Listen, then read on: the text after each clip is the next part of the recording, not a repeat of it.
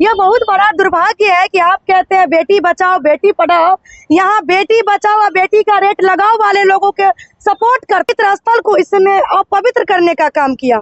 उसको जब तक हम लोग बिहार में घसीट के फुटबॉल न बना दे तब तक हम लोग चैन नहीं लेंगे। भरोसा है कि बिहार की करोड़ों बेटी बहन का अपमान यह नहीं सहेगा और न्यायालय हमारे हक में आदेश देंगे। और उसमें किसी भी बहन बेटियों के बारे में इस तरह से टिप्पणी करने का यह हिम्मत कहाँ से आ गई? बिहार के महिलाओं के सम्मान में नारी शक्तिकरण मैदान में आज के लिए हमेशा संज्ञान लेते रहे हैं और हमेशा ही महिलाओं का सम्मान को सुरक्षित करेंगे। तो विश्वास है न्यायालय पर। अब बिहारी हम लोग इस तरह से थाना का चक्कर, कोर्ट का चक्कर, एक छोटे मोटे तुच्छ आदमी के लिए ये बहुत शर्म की बात है कि ये बिहार में बहुत बड़ा तमाचा है। और हमारे प्रशासन, हमारे जो नेता सब है अपने कान में कड़वा तेल डाल के सोए हुए हैं। हमारा आवेदन आज सचिवालय थाना में जो है सो दे दिया गया है। रिसीविंग हम लोगों ने ले लिया। अब ये लोग जांच प्रक्रिया शुरू करेंगी। बस आप लोगों का साथ इसी तरह से बनी रहे। लेकिन दुर्भाग्य है कि इसी बिहार में जिन्होंने भाजपा एनडीए को भर भर के वोट किया, यही माँ बहन बेटियों ने, लेकिन आज जब उनकी बहन बेटियों पे बात आई तो सारे यहाँ के नेता लोग मुंह में दही जमा के बैठे हुए हैं। यह दुर्भाग्य है, यह बहुत बड़ा दुर्भाग्य है कि आप कहते हैं बेटी बचाओ बेटी पढ़ाओ, यहाँ बेटी बचाओ और बेटी का रेट लगाओ वाले लोगों के सपोर्ट करते हैं। यह स्पष्ट दिख रही है बिहार में। बाद बाकी शासन प्रशासन का इसी तरह से हम लोगों को साथ बनी रहे। आगे यह लड़ाई जारी रहेगी जब तक गिरधारी लाल शाह जो उत्तराखंड के पवित्र स्थल से आते हैं, उस पवित्र स्थल को इसने अपवित्र करने का काम किया। उसको जब तक हम लोग बिहार में घसीट के फुटबॉल न बना दे तब तक हम लोग चैन नहीं लेंगे। एसडीपीओ अनु कुमारी से आपकी मुलाकात हुई, क्या कुछ आश्वासन मिला है उनके तरफ से? महिला शक्ति की ताकत जब एक आवाज आती है तो कहीं ना कहीं एक उम्मीद की किरण जगती है।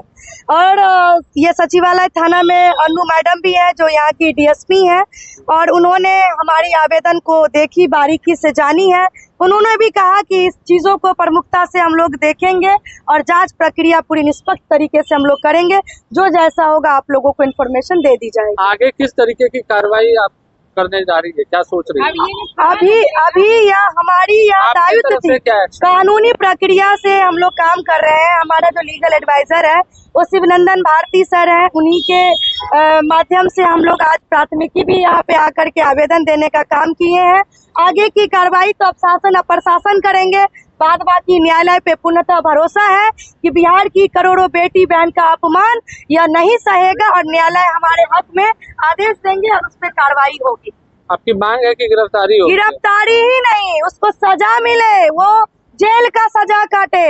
उसने इतनी हिम्मत कैसे आ गई किसी भी बहन बेटियों के बारे में इस तरह से टिप्पणी करने का? यह हिम्मत कहाँ से आ गई उसमें?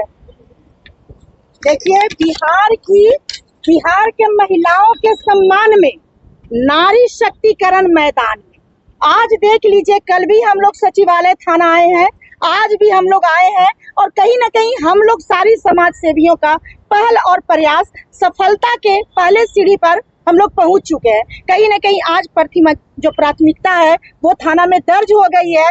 जांच के दौरान एफआईआर दर्ज की जाएगी। तो हम लोगों को पूर्ण विश्वास है कि आज भी हमारे भारत देश में, आज भी हमारे बिहार में न्यायालय जो है वो महिलाओं के सम्मान के लिए हमेशा संज्ञान लेते रहे हैं और हमेशा ही महिलाओं का सम्मान को सुरक्षित करेंगे। तो विश्वास है न्यायालय पर। अब हमारे जो मंत्री विधायक हैं वो क्या करेंगे वो तो आने वाला वक्त बताएगा। ये कहना है कि देखिए, अभी थाना का बहुत अच्छा रवैया था और मैडम से कल हम लोग मुलाकात नहीं हुई थी, इसीलिए कल हम लोग 4 घंटा यहाँ चक्कर काटे और हमारा केस नहीं लिया गया। बाकी अन्नू मैडम ने बोली कि 5 मिनट आप रुकिए, आप लोग बाहर बैठिए, हम अपने ऊपर के अधिकारी से बात करते हैं और उसके बाद आपसे फिर आपका हम देखेंगे। तो फिर अधिकारी से बात की, उनको मिला है वहाँ से शासन और आदेश। उसके बाद उन्होंने हम लोग का आवेदन स्वीकार किए हैं और बोली है कि जांच का विषय है, जांच करेंगे।